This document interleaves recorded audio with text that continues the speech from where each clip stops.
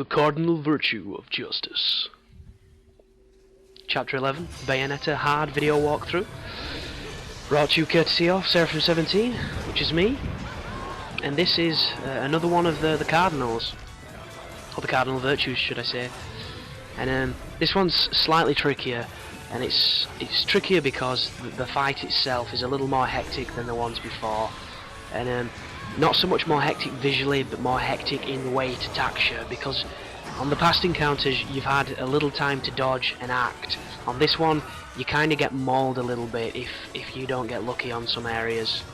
But I've got a couple of tips that should help you get through it without too much trouble, and it's a pretty fun encounter. This very first fight here, you can get a multitude of different weapons to carry into the boss fight. And as you can see, I'm torturing this dude by slapping his ass into this guillotine. Always funny. And at the end of this fight, if you taunt, you can carry your stylish points over. And my pads are a little stiff, so I'm thinking I'm taunting here, and I'm not, and I lose it.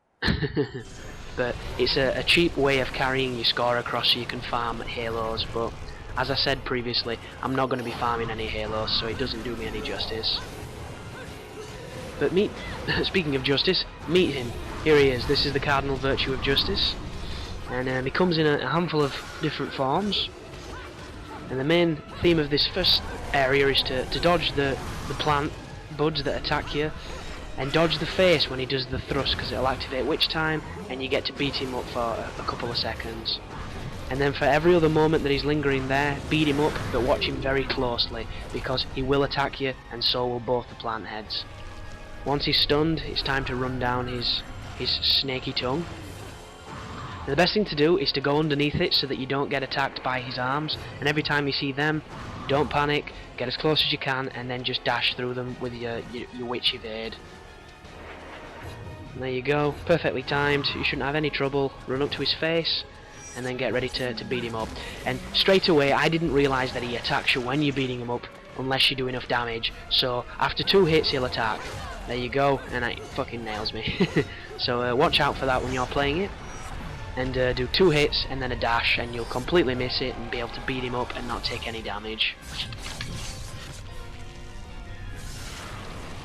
And then all you have to do is repeat this. You'll go back to the platform, beat up the tongue face thing. As soon as you knacker the tongue enough, you get to attack the body, and repeat ad nauseum. It's not too challenging, but it's one of those boss fights that can go bad if you let it. So follow the prompts on screen, and like with all of the Cardinals before, you will sometimes get a prompt where it asks you to press the YB, and you go into a tapping session to do some nice heavy damage on them early.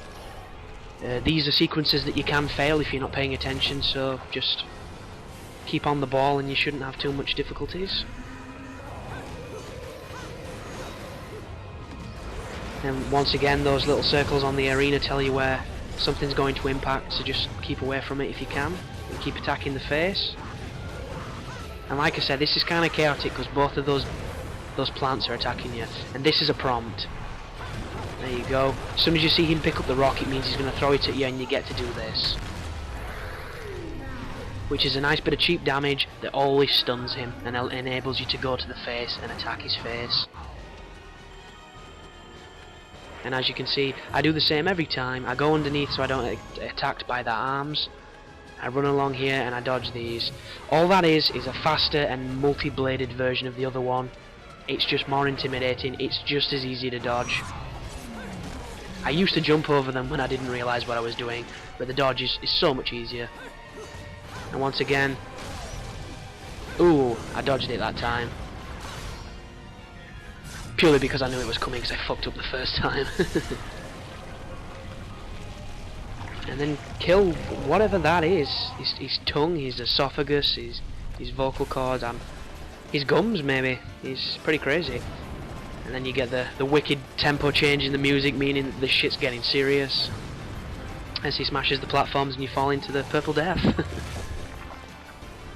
You see, if it had let you fall then instead of trying to eat you, you'd have probably died. He would have won by default. Checkmate.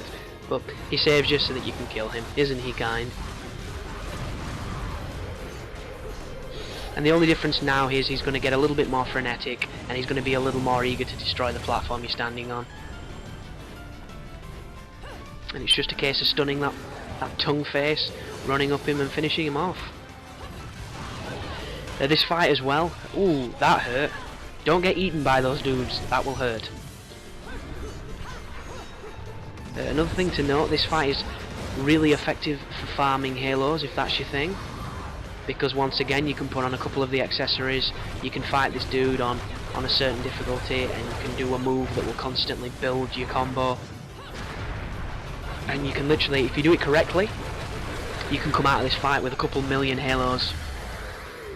I've done it myself on my main profile because I was going for roading and stuff like that. And I actually wanted to max out my halo count, but this game's a little crazier than Devil May Cry 3, so it's significantly more difficult to do. And unfortunately, as I mentioned before, I am an achievement whore, so other games came out and stole my attention away. So just repeat what you've seen so far, practice your timing, and this dude's going down.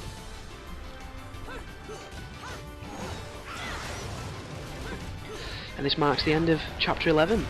Say goodbye to another Cardinal virtue, and I'll see you on the next video, guys. Thanks for watching.